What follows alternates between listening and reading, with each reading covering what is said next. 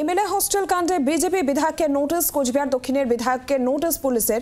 8ই জানুয়ারির মধ্যে শেক্সপিয়ার থানায় হাজিরার নির্দেশ দেওয়া হয়েছে। আগের নোটিশের প্রেক্ষিতে বিধায়ক সময় চেয়েছিলেন, 7ই জানুয়ারি পর্যন্ত তিনি সময় চেয়েছিলেন। আর এরপর কোচবিহার দক্ষিণের বিধায়ককে আবারও পুলিশ নোটিশ ধরালো। 8ই জানুয়ারির মধ্যে শেক্সপিয়ার থানায় হাজিরার নির্দেশ দেওয়া হয়েছে কোচবিহার দক্ষিণের বিধায়ক নিখিল রঞ্জন দেকে। পিয়ালি মিত্র রয়েছেন আমাদের প্রতিনিধি, আরো বিস্তারিত জানাবেন। পিয়ালি, কি খবর রয়েছে? একেবারে দেখো, এই ঘটনার সূত্রে পুলিশেরা জানতে পেরেছিল যে একটি চিঠির ভিত্তিতে গেস্ট রুম বুক করা হয়েছিল এবং সেই চিঠিটার যে লেটার হেড এবং সেখানে সাইন রয়েছে, নিখিল রঞ্জন দের উল্লেখ রয়েছে।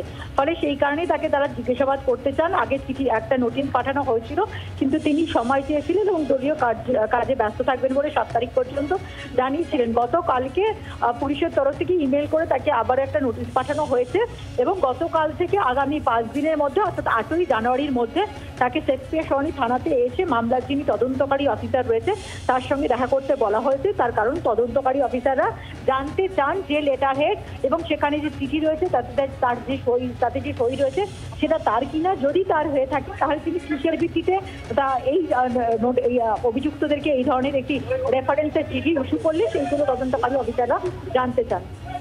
পিয়ালি, বিধায়কের তরফ থেকে এই বিষয়ে এই নোটিশের পর কিছু প্রতিক্রিয়া এসেছে কিনা বা তিনি কিছু জানিয়েছেন কিনা কিছু জানা যাচ্ছে?